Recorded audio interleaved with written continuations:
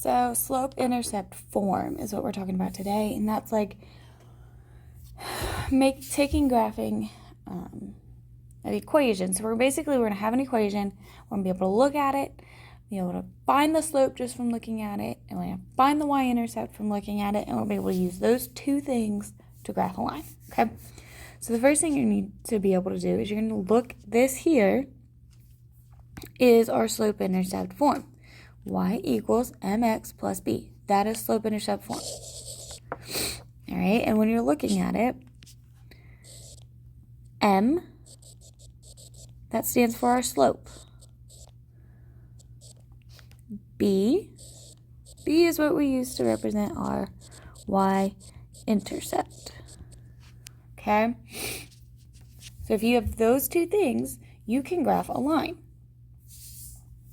All right, so let's look at y equals 2x plus 4. Okay, my slope in this case, or my m value,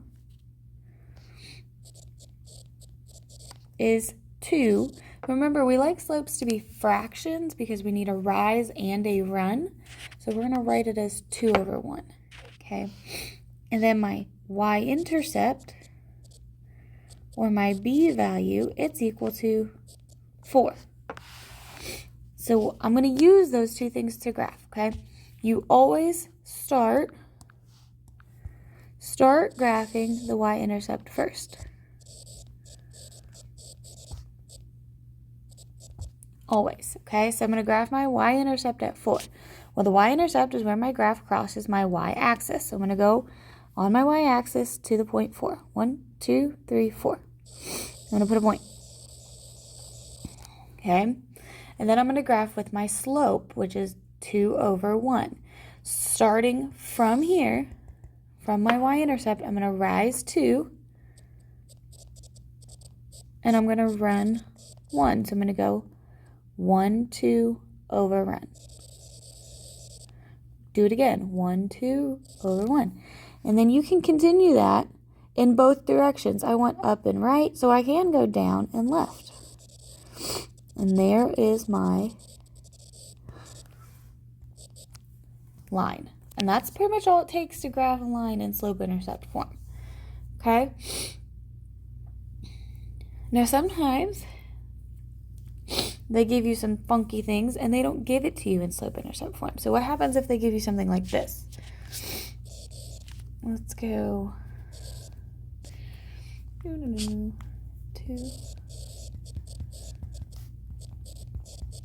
Okay, well, we're not in slope-intercept form, but we just saw how easy it is to graph when you're in slope-intercept form. All right, so to do that, I'm going to change the equation. I'm going to rewrite the equation in slope-intercept form. Okay, so I'm going to write this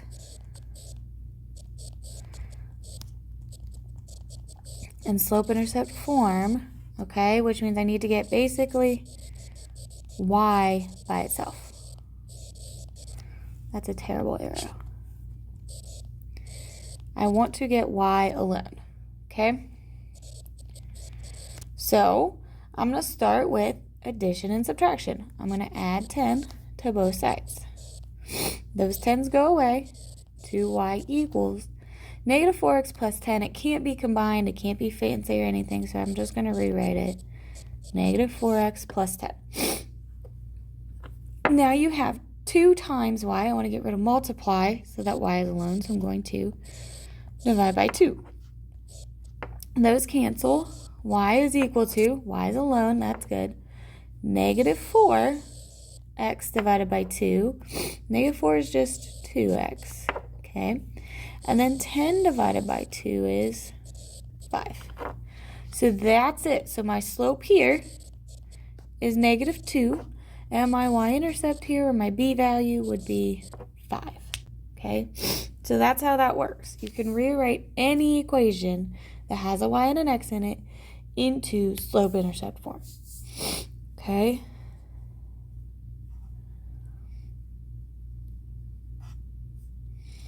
All right. Crazy things are happening on my computer. All right. So the next type of problem I want to talk about is what if they gave you a line like this, okay, and they said write the equation of this line. All lines have equations. So all lines can be represented by equation, and they want to know what is the equation of this line. Basically, if we know slope-intercept form, we can do this real easy, okay? Because this is an equation. I just need to know what is the slope and what is the y-intercept of my line. Well, the y-intercept is right across the y-axis. So it's happening right there. That would be my b value. And in this case, my b value is at 1, 2, 3, 4, 5. So b is at 5. My m, I'm going to count. What's my rise? What's my run? I'm just going to find the slope of this line. So how many do I fall? 1, 2, 6. So I went 6 down, so it's -6, and I go over 4. -6 over 4, which is equal to -3 over 2. That does reduce, okay? Now all I'm going to do is plug these things in. Y equals -3 over 2x plus 5. That is the equation. That is an equation of the line. You're done. Okay? So this slope-intercept form, it is extremely helpful. It can be used in a lot of different ways. Okay? All right. The last type of problem they could give you is they could give you 2 points. They could say, write an equation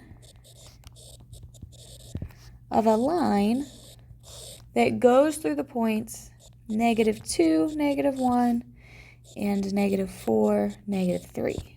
Okay? Well, you have pretty much none of the information that you need. How am I going to write this in y equals mx plus b if I don't know m and I don't know b? You don't have any of that, and you can't find it because you're not on a graph. We have two options. Graph it, figure it out, or you could go about solving it and do a bunch of crazy funky things with the equations. I don't recommend that. I recommend you come up here and graph these 2 points, okay?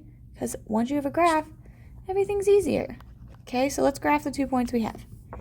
-2, -1. So I go left 2, down 1. Here's my first point. And my other point is at -4. So left 4, down 3. Here's my other point. All right. If you use a ruler and a nice pretty straight edge, you can see what's going to happen, okay?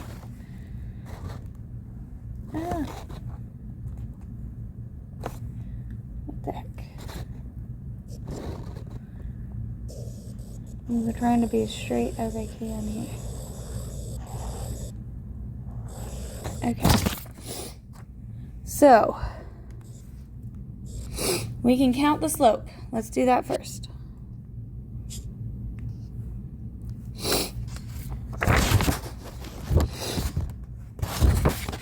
I need a better straight edge.